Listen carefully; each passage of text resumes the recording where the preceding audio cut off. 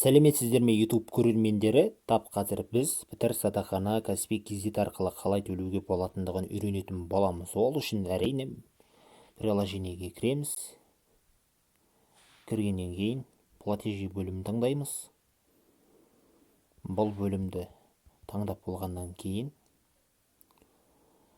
другие деген бағана бар, сол бағанаға өтеміз. Және ең бірінші тұрған қайырымдылыққа өтеміз.